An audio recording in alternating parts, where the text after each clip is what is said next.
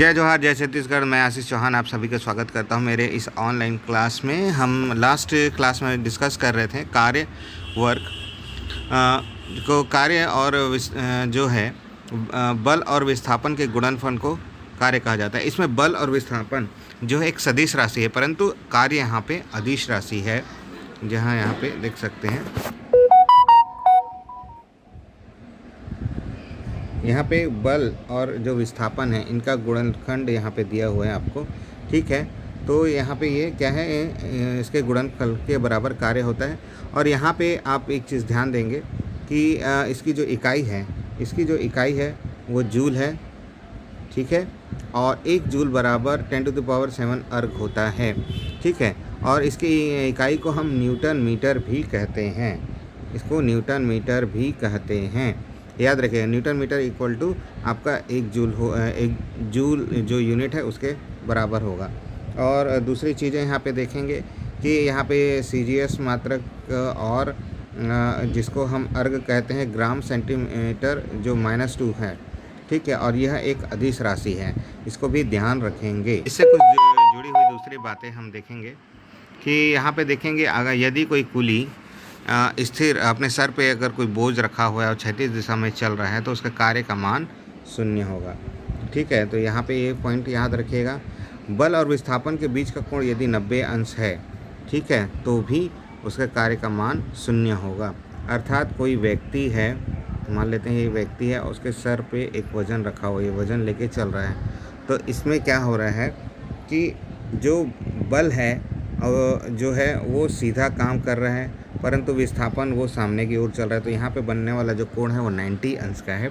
तो जब भी यहाँ पे 90 आएगा तो क्या होगा, उसका जो कार्य है वो 0 हो जाएगा। क्यों? क्योंकि F/d cos थीटा इसका वैल्यू होता है, और थीटा जब भी 90 होगा तो cos 90 = 0, और 0 का मल्टीप्लिकेशन किसी के साथ भी करेंगे तो आपका वर्क जो है टोटल 0 हो जाएगा, ठीक है। इस बात को ध्यान रखेंगे। नेक्स्ट पॉइंट की चलते हैं। अगर दूसरा पॉइंट देखते हैं, हम दूसरा पॉइंट को देखेंगे। अगर कोई व्यक्ति किसी दीवार पर धक्का लगाता है तो विस्थापन नहीं होता है, अर्थात S का वैल्यू 0, S या डिस्टेंस जो विस्थापन है वो 0 है, जो विस्थापन है वो 0 है, इसलिए उसका कार्य का मान 0 हो। अगेन वर्क का जो फॉर्मूला पर याद करेंगे, F/d × cos थीटा। तो d अगर यहाँ पे 0 होगा तो वर्क का वैल्यू भी ऑटोमेटिक 0 हो जाएगा। आप थर्ड पॉइंट देखेंगे। थर्ड पॉइंट पे आप देख पा रहे हैं कि 100 किलो को बोझ लेकर कोई व्यक्ति कई वर्षों तक खड़ा रहे, चाहे वो 1 वर्ष, 2 वर्ष, 3 वर्ष, 4 वर्ष या 100 वर्ष तक खड़ा रहे, तो भी उसका मान्य जो है 0 होगा, उसके द्वारा किया गया कार्य भी 0 होगा। यदि कोई व्यक्ति इमारत में चढ़ता है, यदि कोई व्यक्ति सीधा चढ़ता है ऊपर की ओर और उसका डिस्प्लेसमेंट 0 है, तब भी उसके द्वारा किया गया कार्य भी 0 होगा, ठीक है। अब नेक्स्ट पॉइंट, जो पॉइंट टू बी नोटेड है यहाँ पे मोस्ट IMP, कि कार्य का मान यहाँ पे धनात्मक, ऋणात्मक या 0 तीनों हो सकता है, इसको ध्यान रखेंगे।